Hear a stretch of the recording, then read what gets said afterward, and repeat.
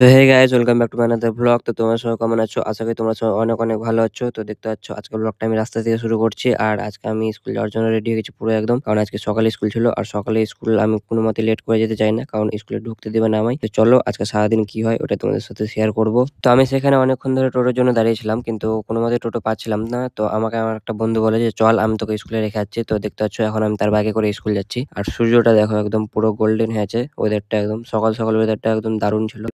চলো এখন তড়িঘড়ি করে স্কুল যাওয়া যাক, কারণ আজকে মর্নিং স্কুল, আর মর্নিং স্কুল লেট হলে গেলে আমাদেরকে ঢুকতে দেবে না, গেট লাগিয়ে দিবে স্যার।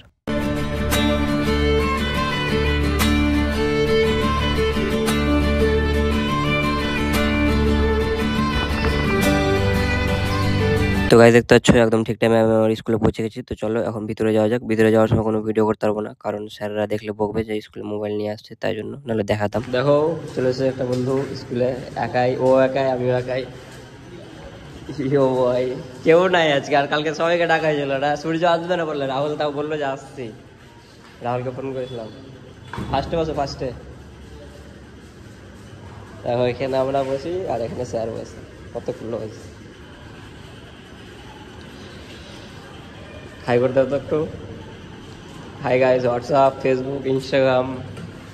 তো তারপর আমার আর কোনো তখন ভিডিও করা হয় না, কারণ তারপর আমাদেরকে নিচে প্রেয়ারের জন্য ডাকা হয়, এবং প্রেয়ার করার পর আমাদের ক্লাস শুরু হয়ে যায়। তো এটা আমি এবং এটা রাহুল, আর আমি রাহুলের মজা নিচ্ছিলাম। তো রাহুল এখানে মজা করতে করতে রাহুল কথাগুলোকে সে সিরিয়াসলি নিয়ে নেয়, এবং তারপর তার রাগ দেখো একবার।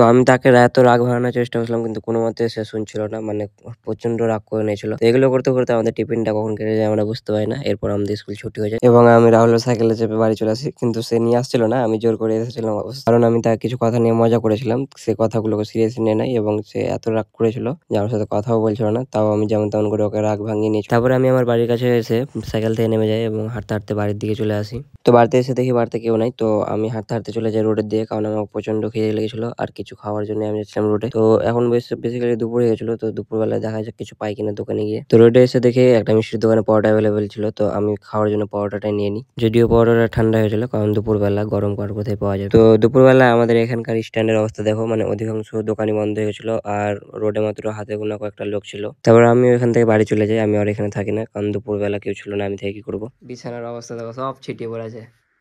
বই খাতাপত্র যা ছিল ব্যাগ থেকে সব বের করে পিছনে রেখে দিয়েছি। আর একটা কারণ হচ্ছে আমি এখন নোট করতে বসবো, মানে স্যার আজকে যেগুলো টপিকগুলো পড়িয়েছে ওগুলো নোট করতে হবে, বিকজ সামনে পরীক্ষা, এইচএস পরীক্ষা আছে। তো চলো আমি ততক্ষণ নোট করি, আর বইকালে দেখা যাক কোথাও বেরোতে পারি কিনা। আজকে কোথাও কোথাও যাওয়া হয় না, দেখবো আজকে ট্রাই করে দেখবো কোথাও বেরোনো। তো ততক্ষণের জন্য বাই বাই।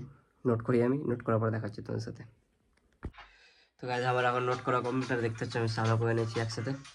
তো এখন রেডি হয়ে যাবো, মানে লাঞ্চ করা কমপ্লিট হয়ে গেছে অলরেডি, স্নান করার আগে লাঞ্চ করে নিয়েছি আমি।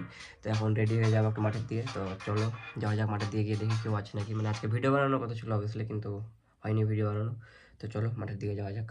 তো আমি মাঠের দিকে যাই না, কারণ মাঠের দিকে যেতে যেতে দেখি যে আচ্ছা আমাদের পাড়ার ছেলে পেলে সব আমাদের মন্দিরে বসে আছে। তো আমি এখানে চলে আসছি এদের সাথে একটু মজা নিতে।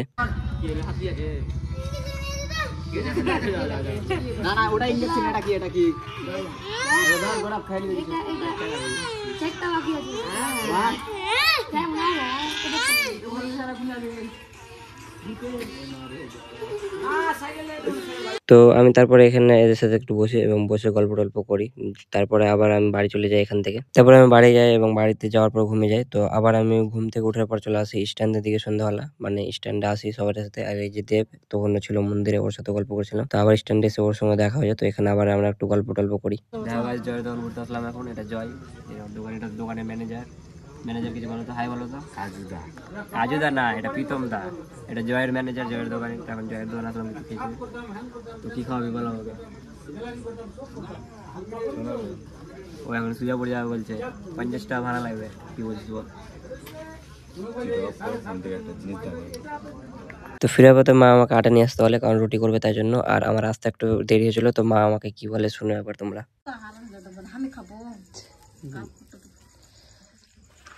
বলো কিছু, আমার দূর থেকে কষ্ট করে নিয়ে দিলাম। তা কি বলবো, খাবি তো তুই। তো ভালো লাগলো না খারাপ লাগলো অত কষ্ট করে ভালোই লাগলো, ফোন করলাম তারপরে আসলি। ফোন করে বুঝছো না কে কষ্টটা তো ফিল করবি না একটু আমার সাথে? মা এতটা কষ্ট করলো, বাপরে খড়ির মার সাথে কীর্তনের জন্য চাঁদা চাই বলে আমার নাম লাগছে কীর্তনের সাথে হলো কি হয়তো বলো বক্তব্য তো বলো একটু তোমার সংসারের কীর্তনের করলে সংসারের করতে হবে না তোদেরকে? তুমি করছো যে তো আমি করছি, তো তোদেরকে বাড়ির কাজটা করতে হবে। তো বাড়ির কাজটা কে এলো? এটা আমার ছেলে নিয়ে এলো। হয়তো কে বলো বাড়ির কাজটা? তো ছেলে করবে না তো কে করবে? আমি যাবো করতে। ডায়লগ বের করে দিছে।